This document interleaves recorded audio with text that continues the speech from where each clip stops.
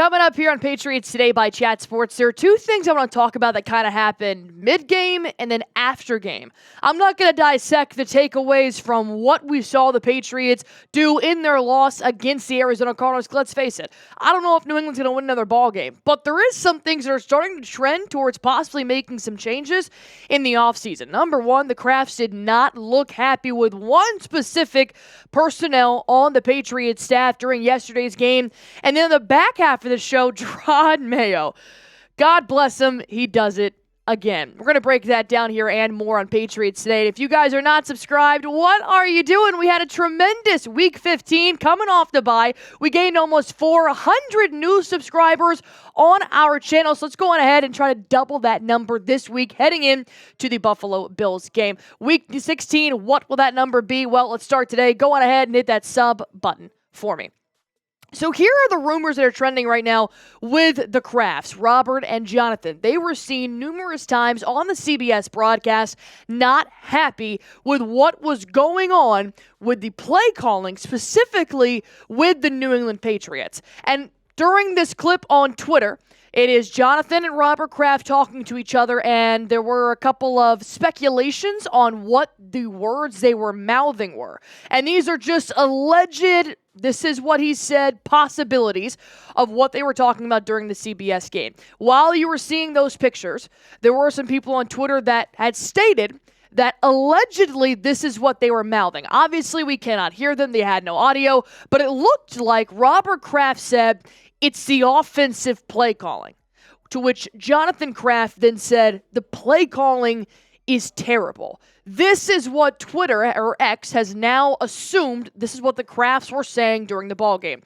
If this is what they were saying, this is not false. It was horrendous what we watched in Week 15. It's getting worse as the games go on. But you also saw Jonathan Kraft here. He had a piece of paper and a pen, almost like he was taking notes and analyzing what was going on the field down below from their booth. And then Gerod Mayo was asked about this, is there anything inside the Krafts have talked to Mayo about? Is this something that he's aware of? And Gerod Mayo pretty much just said right after the game, he said, "Look, I haven't seen anything like that, so I'm not sure what you're talking about. What I will say is they've been fully supportive of us as a team, and look, they're huge fans of the team they own, so whatever they say, that's what they said." And then this morning on the Greg Hill show, now that he got on social media and such, he said, "I didn't see that clip. I heard about it this morning, but look, they own the football team. They're fans of the team, and they have supported us 100% on the football side of not really getting involved in that stuff, which has been good. But at what point should they get involved, honestly? Because I know we're really in the middle of, do we want Alex Van Pelt for the OC at Drake May because you don't want to throw 3 different OCs at him in his first 3 years in the NFL. But also on the other shoulder you've got, is Alex Van Pelt who you really want to be developing Drake May because his play calling is terrible. He's not an innovative play caller at all. And it truly feels like he is not calling the right things that fit his players' strengths. For example, this fumed me yesterday. The Patriots had 2 attempts to convert the third down. They went third down. They tried to do a fourth down conversion. 1 yard. This is how close they were to scoring a touchdown.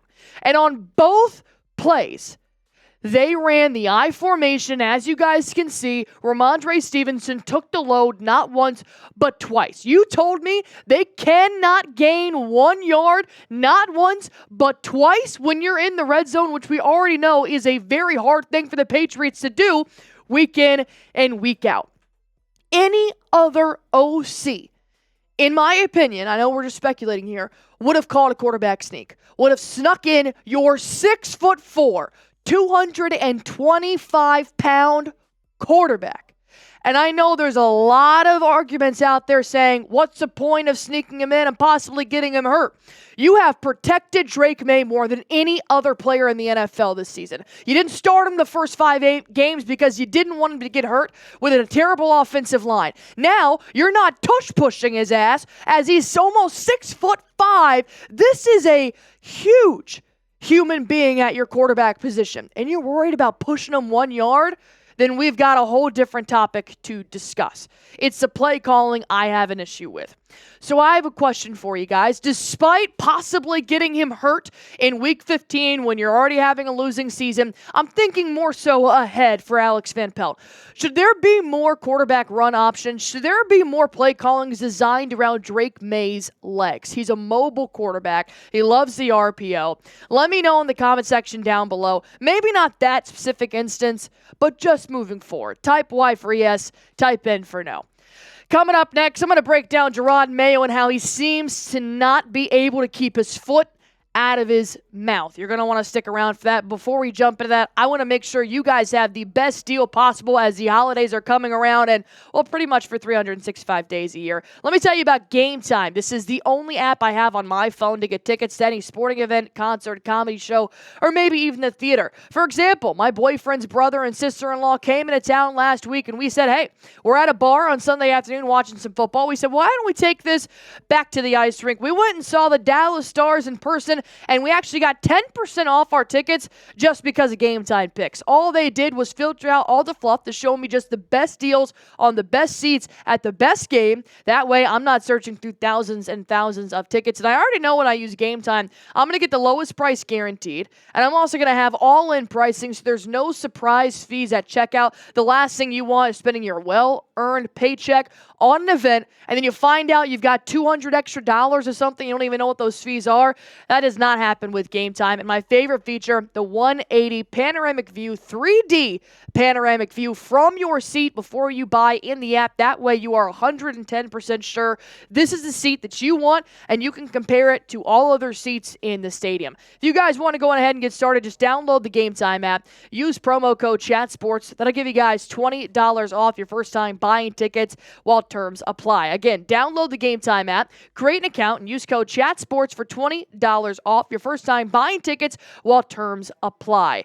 What time is it? It is game time, and you guys can go see the Patriots play right now while their season is still going on.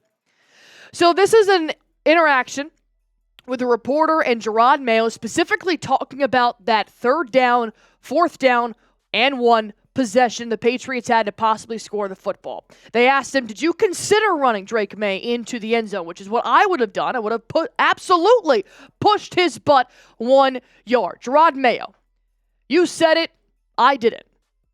Okay, well, follow-up question. Does that mean it was Alex Van Pelt's decision to not run Drake May in that situation, or was it yours? And he said, it's always my decision. The quarterback obviously has a good pair of legs and does a good job running the ball. We just chose not to do it there. Okay, the second answer, I'll accept that. The first one, you said it, not me.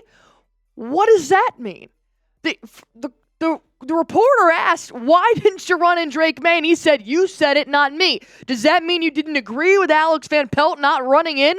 But he also said, it's always my decision. So who the hell is calling the plays, Gerod Mayo? Once again, Gerod Mayo is speaking after the game, and he is constantly putting his foot in his mouth where he now has to backtrack the next morning once his emotions have settled, and now we have to really decipher and decode his words to try and figure out if he's happy with what happened in the game. That's what the post-game press conference is for. So once again, Gerod Mayo, he comes out this morning and he tries to backtrack on what he meant by saying, you said it, I didn't. And he goes, it was just more that I didn't mean anything by it. I was just like, you said it, because I didn't want to go down that whole rabbit hole of trying to explain all those things. And like I just said, I tried to clarify that with the follow-up question saying that all of those critical situations follow me. But then he also just kind of reiterated, look, I shouldn't have done that. And again, just like I tell the players, I'm still learning how those things work.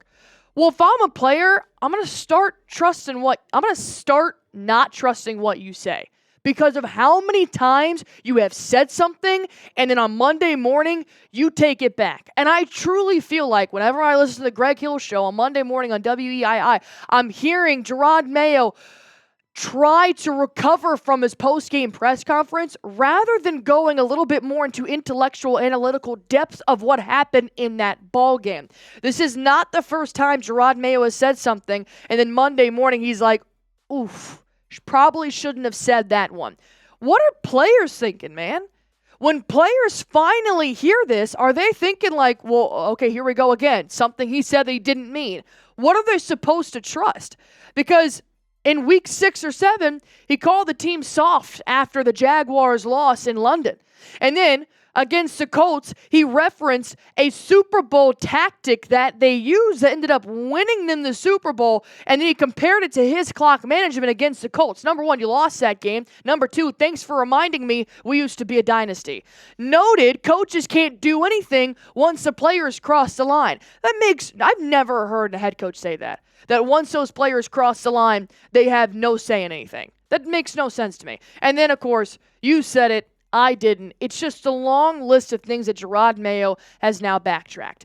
But as a bystander and somebody who just watches interviews, and I don't have to stand in front of that camera, I stand in front of this one, I do give him a little bit of grace. I know it's his first year. I'm sure if we go back to any head coach's first year, Nick Sirianni, Dan Campbell, Sean McVay, I'm sure they're all saying weird stuff that just doesn't really make sense because they're trying to handle the emotions of the press, of the media. And yes, they are trained to be able to handle this stuff, but maybe Gerod Mayo's not that great at it. As long as the players understand what he means, I'm fine with it. We can dissect it all we want like frogs in science class, but at the end of the day, Gerod Mayo's learning. He's far from perfect, and it's not going to be a seamless season. We have seen that time and time again. If this continues next year, then we've got a problem because your rookie season's out, and now you're a second-year player. All right, with that being said, does Mayo's backtracking concern you? I'm not concerned about it right now. Is it fun? No, because I don't actually ever know what the hell he means. It will concern me next year if he continues to do this, but right now, I'm just gonna pass it off. I'm not really concerned about it. If the Patriots players aren't concerned about it, life goes on. But let me know what you guys think in the comment section down below. As always, if you guys want the latest news and rumors on Patriots football, well, you'll find it right here on Patriots Today by Chat Sports. All you guys have to do is subscribe.